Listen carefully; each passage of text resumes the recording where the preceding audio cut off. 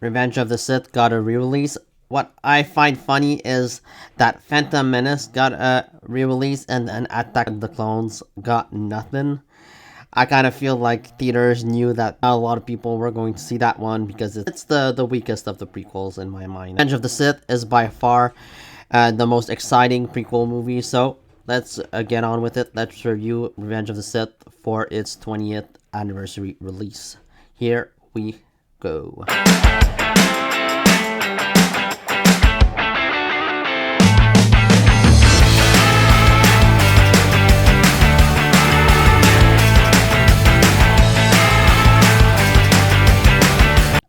Revenge of the Sith is my favorite of the George Lucas prequel films. It always has been ever since I saw it, and I thought that was a worthy conclusion to the prequel trilogy.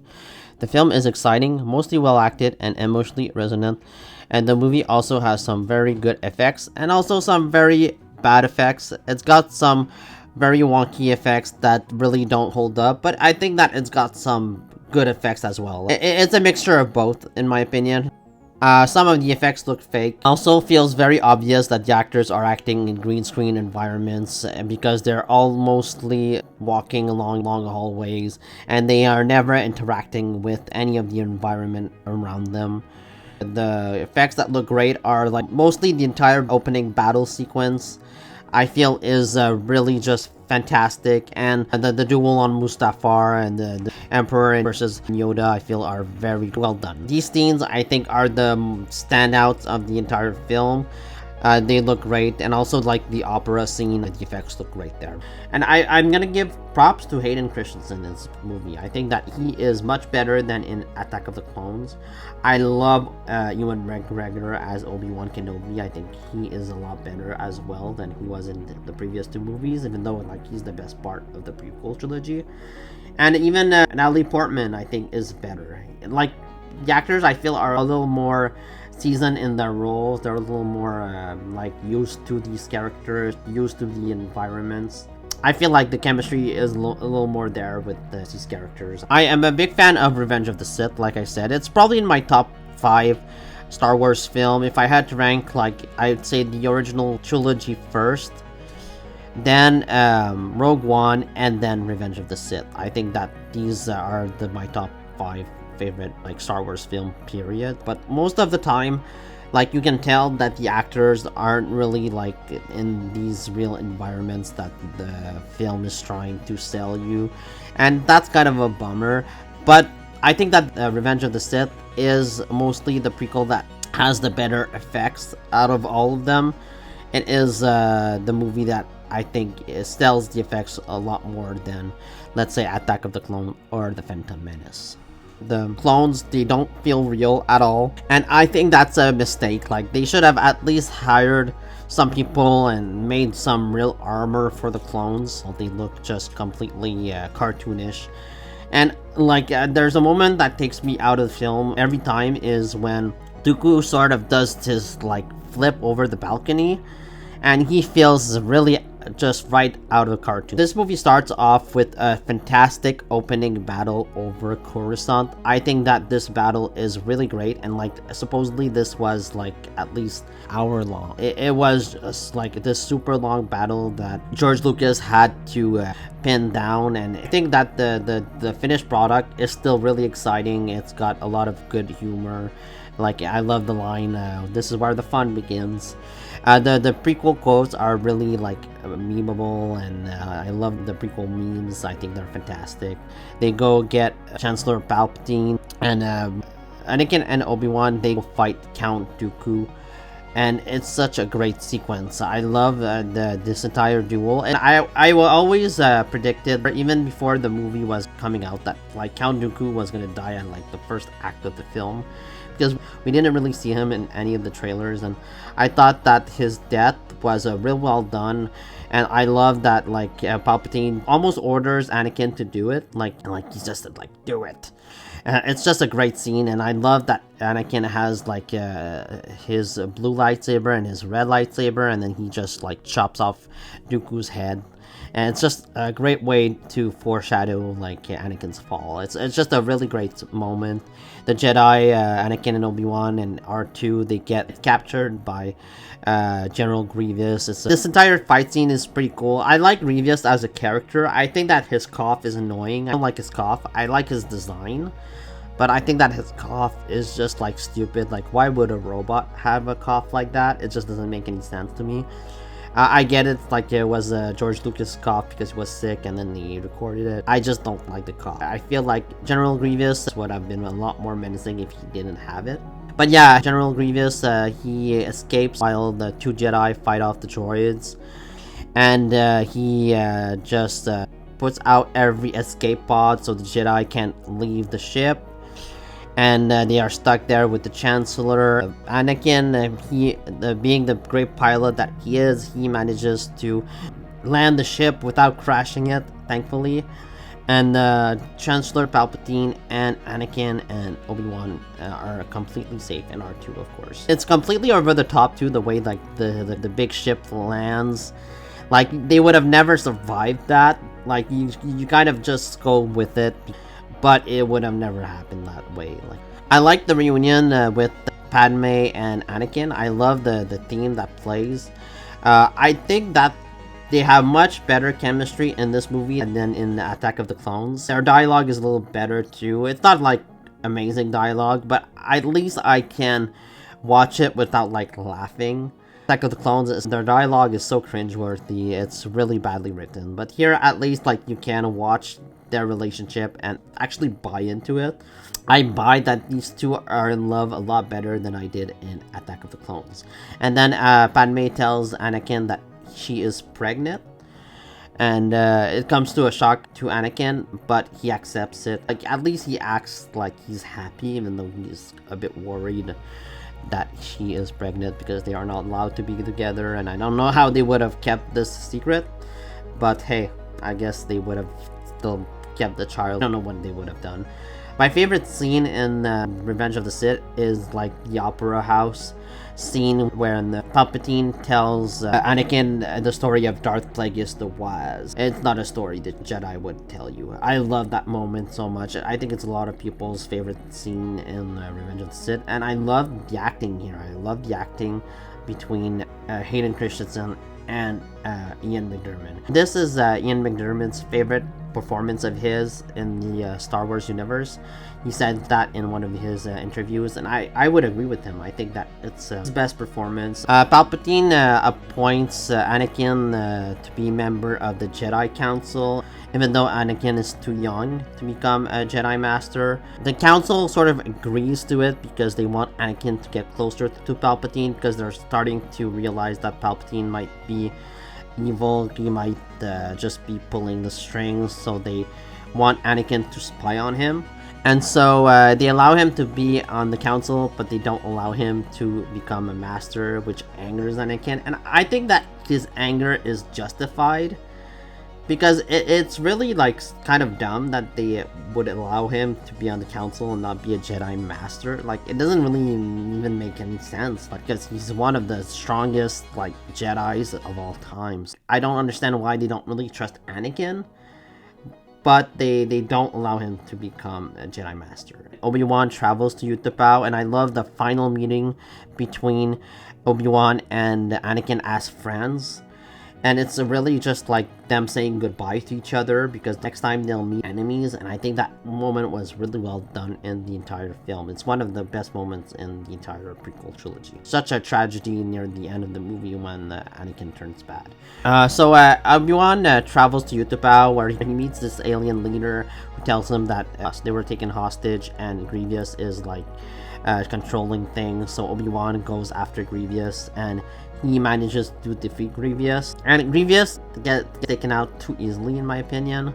But I like the fight between these two, and I like the sort of lizard creature that Obi-Wan rides throughout the movie. I think the creature design is pretty cool. I love the sound that it makes as well. And so Yoda also leaves. He goes to Kashyyyk to defeat this droid army that is overtaking the planet. And the seeing Kashyyyk finally on screen like kind of makes me wish that we would have gotten them in Return of the Jedi. Instead of like the Ewoks and or it makes me wish that we would have gotten Wookiees instead. But like I get it, like I think it would have been probably more expensive to do Wookiees, but I don't mind the Ewoks. I just wish that maybe it would have been Wookiees instead. Anakin finds out that Palpatine is actually a Sith Lord, and like the Easter egg of the Death Star on the desk at the beginning of the scene where when Anakin arrives, which is cool. And yeah, he opens up his lightsaber when he learns that Palpatine has basically been studying the dark side. He maneuvered the Clone Wars, and he is responsible for pretty much everything that's happened. It's a great scene. So clearly, like Obi-Wan and Yoda, they leave because they can't be there when Anakin turns. They can't be there because I think that they would have easily defeated Sidious with Mace Windu. They would have arrested him. I think it's kind of fascinating to think about that. Like if Obi-Wan and Yoda and Mace Windu would have gone to arrest Sidious, I think they would have arrested him and possibly murdered him. They probably would have arrested him if it would have gone that far, but that doesn't happen. Mace goes in with like the other Jedi, and they all get murdered except Mace. This fight is just so poorly handled, and I think it's because they didn't have like the stunt doubles that day that were supposed to stand in for Ian McDiarmid, and it just doesn't look good. He just kills them way too easily, and there's this like Jedi that looks away when he gets stabbed. It's just poorly filmed. It should have showed us how menacing Darth Sidious is. Like the duel should have been a lot longer than just a minute. I think that some of the scenes are a little like rushed, especially like Anakin Skywalker's turn. But yeah, Anakin decides to leave and go and help the Jedi. I love the shot between him and Padme where they sort of look at each other, but at the opposite ends of the city. It looks great. I love this scene. It's just like thinking about her, and it doesn't take long for him to make the decision. Even though like Mace Windu told him to stay. And so he rushes into Palpatine's office, and Mace Windu has Palpatine at lightsaber, and Mace Windu tells Anakin to stay put, but Anakin tells Mace that he should like arrest Palpatine. Mace doesn't want to hear it. He wants to end his life, and that was probably the right move because he was too dangerous to remain alive. And then Palpatine does his lightning, and Mace manages to block it. This disfigures Palpatine. I love this entire scene. It just like is really intense. It's one of the darker moments in Star Wars history, the birth of Darth Vader. I think it's well handled. A little too quick, like I said, a little too rushed. Like I don't think that saving Padme is as good as the motivation for Anakin to turn evil. I would have liked to have seen like more things, but that is explored more in the Clone Wars. I'm gonna let it pass here. He decides to help Palpatine defeat Mace so he can save Padme from death, and Mace gets thrown out of the window, and that's how he dies. How did Mace die? He got thrown out the window. It's just a really heartbreaking scene, and then we get the Order 66 scene, which is even more heartbreaking. The music that's playing throughout this sequence is devastating. Seeing all the Jedi get massacred by the clones that turn is just really hard to watch, almost. It's a really fantastic scene. I think it's one of the best scenes in Star Wars history is the Order 66 scene. And like this scene has been redone like in several series, like Clone Wars. We see Ahsoka's point of view, and then we see it again in Obi-Wan Kenobi, and also in season 3 of Mandalorian. We see it a lot. There's a reason for that. And so the Jedi get all murdered. Anakin goes to the Jedi Temple to murder like the younglings, and he goes there with the clones. I love the scene where Bail Organa, he goes there, and then the clones tell him to go back. But the Jedi youngling, he goes in to save Bail. and the youngling gets shot, and then Bale like just gets out of there. I love the character of Bale. I know we don't see him enough. Both Obi-Wan and Yoda, they survive their murder attempts. Obi-Wan, he gets shot while he's on this cliff with the lizard. The lizard dies, unfortunately. I don't like that. Obi-Wan falls down in the water, and Commander Cody, he tells the rest of the clones to search for Obi-Wan, while Yoda, he survives his assassination attempt as well. He kills some of the clones. He sees it coming, and so he reunites with Obi-Wan on Bale's ship, and they decide to head back to Coruscant to destroy the sort of signal that the Empire made so that the Jedi could go back to Coruscant and get killed. They decide to destroy the signal and tell the rest of the Jedi to stay away. But then they arrive there, and Obi-Wan sees the truth. He sees that Anakin actually killed these younglings. And I think that Yoda sort of started to suspect that happened because he sort of feels it when Anakin turns evil. Yoda tells Obi-Wan that he has no choice but to face Anakin, and then Yoda goes off to face the Emperor. Of course, Obi-Wan doesn't want to. It's his friend, it's like a brother to him. And Padme goes with Obi-Wan, and she tries to reason with Anakin, but she sees that Anakin, the Anakin that she loved, is now gone.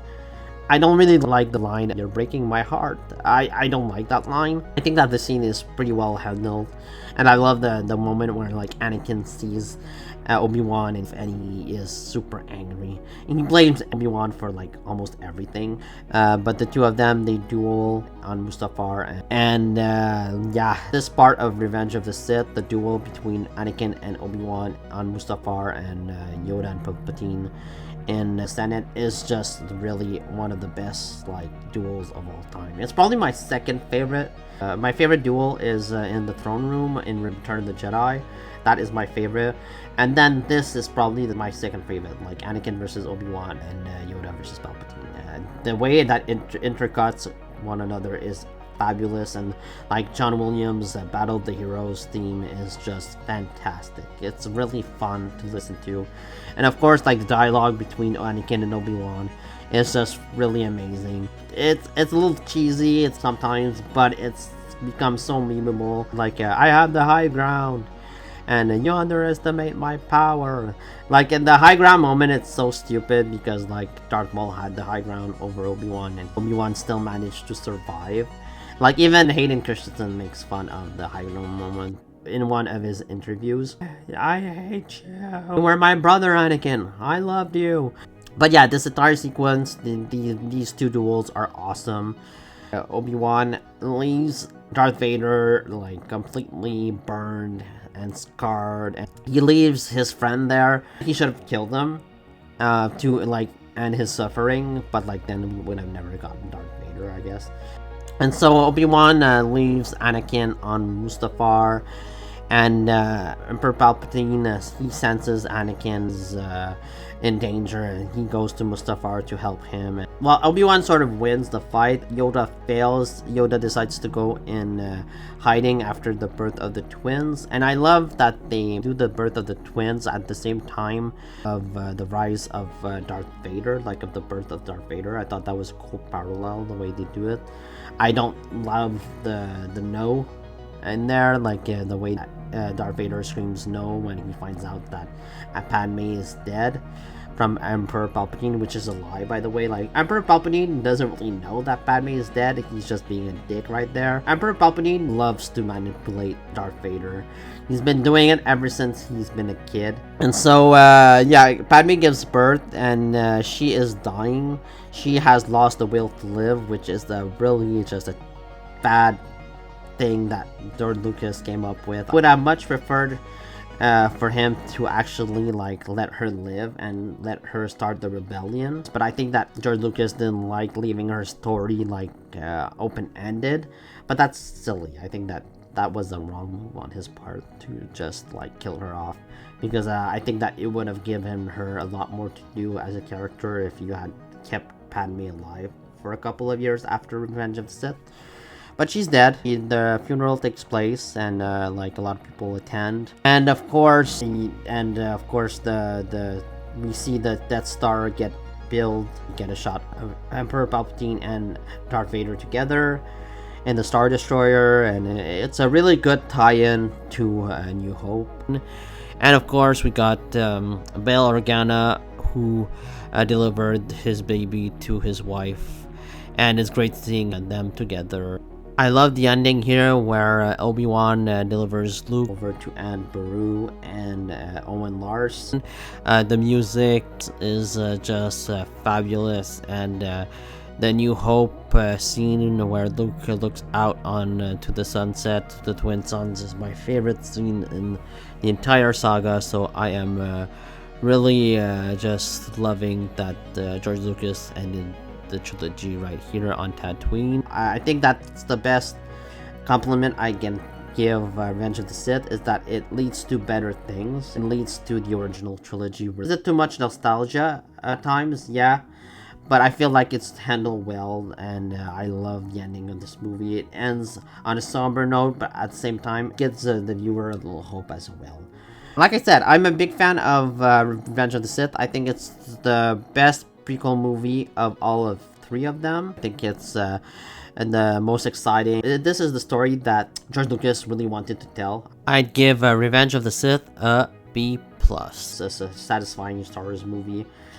If I have to rank in like the prequel movies, I'd say Revenge of the Sith first, and then The Phantom Menace, and then lastly Attack of the Clones, number 3, Attack of the Clones. So those are my thoughts on Revenge of the Sith. Please let me know what you thought about the movie in the comments below. Please like, comment, subscribe, and see you next time.